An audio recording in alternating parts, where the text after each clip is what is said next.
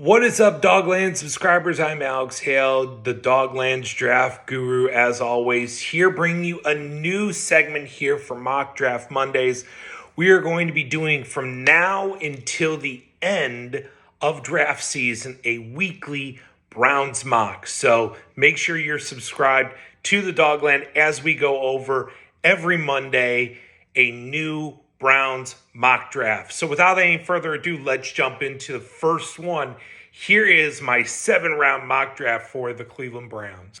And to start off this mock, we do have a trade. The Browns trade with the Dallas Cowboys out of 6 in what I call an Andrew Berry pick swap masterclass. 12 and 20 plus a first round next year from Green Bay and a third next year go to the Browns from Dallas in exchange for 6, 24, and 4. I think this is a creative way to get everything you want to maneuver in the draft that Andrew Berry is just known for doing. So I think trade down is definitely in play at 6. I think that's the number one option for the Browns right now. And I truly believe when it is all said and done, whether it's this trade or something else, the Browns are going to try to acquire more picks for 2027 in a loaded QB class, knowing they can get a tackle later in this draft. And with that first pick, the Cleveland Browns select Monroe Freeling, tackle out of Georgia. And I really do think this is the number one guy on their board. He is the only true left tackle prospect on the board. Maybe outside of Blake Miller and Caleb Lomu. Miller now qualifies having that length and athleticism that some of the other guys don't have. Maui Noah and Fano are probably more right tackles than anything else. So I think the Browns are circling around on Monroe Freeling, especially after they've filled every other position in free agency except that left tackle one. Yes, Freeling is inexperienced. He doesn't have a lot of starts, and the tape shows the inconsistencies. However, the Browns have George Warhop, so his job is here to develop him. I think he's got a great group here to learn from and an opportunity to play left tackle and make a difference right away. At number 20, the board falls perfectly for us as Jordan Tyson falls to number 20, a true number one when you're watching him on tape. The size, the ability to separate, the willingness to attack the ball, which a lot of receivers forget they should be doing. He is willing to attack the ball. He has good route running ability. The question is durability. Can he stay healthy for an entire year? And that's what's going to push him down. I think if there are no injury concerns, this guy is going number 4 to the Tennessee Titans. It's not a question. I think the durability questions are that loud that he's going to fall a little bit. You may even have to move up a little bit to get him, but I get him here at 20. I think if you're looking at the end of day one, Monroe Freeling, Jordan Tyson, and a first in 27, the Browns are easily winners of the day and looking positive going forward. At number 39, I had a lot of options here. I thought about maybe going guard. I thought about maybe going edge. I looked at Eli Stowers very closely, but there's one guy I'm really pounding the table for, and that's San Diego State's Chris Johnson, the cornerback. We need to start addressing this. There are holes on this team. You can't really count on Martin Emerson coming back the same from his injury. And Denzel Ward's only going to be here for how long?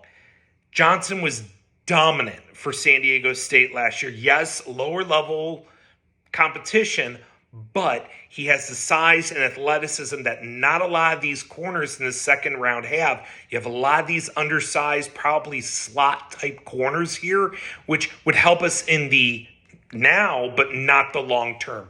I think you take the swing, go for Chris Johnson here. Don't look back. I think he can be at least a cornerback too, maybe even a lockdown corner. At 70, I'm jumping for joy right now. We get Ohio State's tight end, Max Clare here. I'm ecstatic to get him at this point.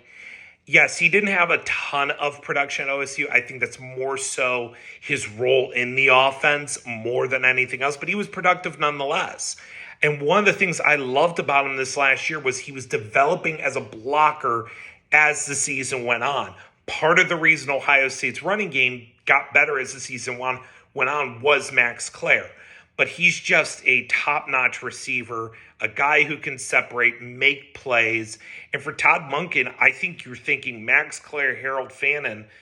Can that develop in the Mark Andrews, Isaiah Likely here? Because if that becomes the case, we're a few picks in and we're just hitting home runs left and right now. At 107, I kind of made a reach here. There were a couple positions I could have gone. Definitely was looking at edge here, trying to fortify that a little bit. But I went with Yeager Burton, the center out of Kentucky. Now, this is a reach, no question about it. But when you have a 9.99 RAS score for a center, I'm going to take notice of you. And Yeager Burton, while raw as a player, again, you don't have to play him right away. That's why you have Elton Jenkins here now.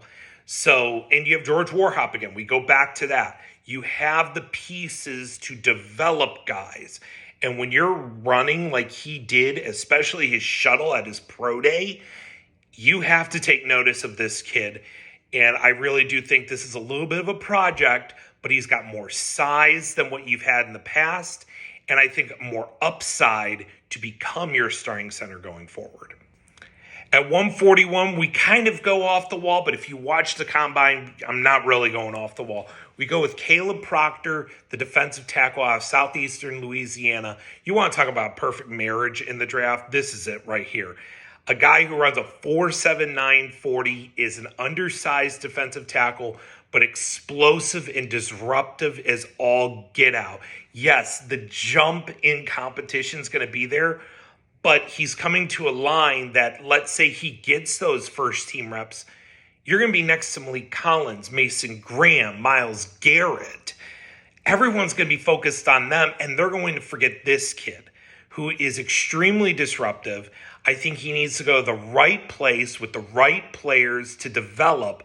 But I think Caleb Proctor can be a late round steal for the Browns, who easily becomes a part of their rotation in year one. Death, taxes, Iowa Hawkeye lineman being productive in the NFL. Three constants in life. We go with Bo Stevens here, the left guard out of Iowa. Now, I don't think he holds up at left guard because of his lack of length. But here's the thing. We're in the 5th round. I'm just looking for depth, guys. You're telling me I'm getting an Iowa Hawkeye here at 144 who played multiple years at left guard, was productive there, and at worst case, he's a solid depth piece on this line. I am absolutely taking that here at 144. No questions asked.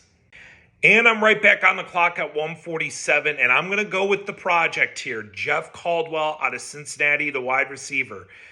You're talking about a 6'4" guy who ran a 4.3 40 at the combine. That made everybody kind of go back to the tape, including me, because I didn't even really have my eyes on him. And at this point, I'm betting on traits. You watch the tape, that dude separates very easily and smoothly. Yes, he's raw in his route running ability. The hands probably aren't as consistent as you want. But the Browns don't have guys like this. And even if it doesn't work out, you got to throw a dart at the wall and see if it sticks. This is a guy that, if I'm the Browns, worst case, he's going to become a punt returner for me and see if that can work. And now we don't pick again until pick 208, where I pick Eli Heidenreich out of Navy. Yes, we go to the Navy. And I'm projecting Heidenreich as kind of like that H-back type that kind of is a gadget dude. He can kind of go to wide out. He can run out of the backfield. He can probably block a little bit. Undersized to play tight end, but if you really want to scheme him around, go right ahead. He does everything. He just is a gadget player. And I'm willing to take the flyer. I mean, honestly, best case, he's a gadget guy that opens up the offense. Worst case, he's a third down back like Danny Woodhead. And if you're getting Danny Woodhead here, that's not a bad deal. Sign me up. And with our last pick, and this might be one you see in almost every draft because I'm willing to pound the table if he's at this point, Eric O'Neal, the edge out of Rutgers. Look, Production was not there at Rutgers, but you don't get 13 sacks anywhere for no reason. And he had 13 sacks at James Madison in 2024. I'm going to blame it on Rutgers, and I'm going to say, you know what? This kid, he got 13 sacks for a reason.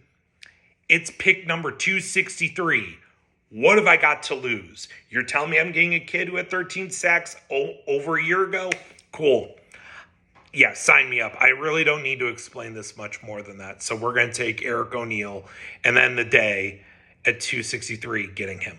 And there you have it. There is my Browns 7-round mock draft. Please let us know what you think. You can tweet at the Dawgland on Twitter. You can tweet me at the CLE Sports Guy. And we will be back next week with another Browns 7-round mock draft for Mock Draft Monday.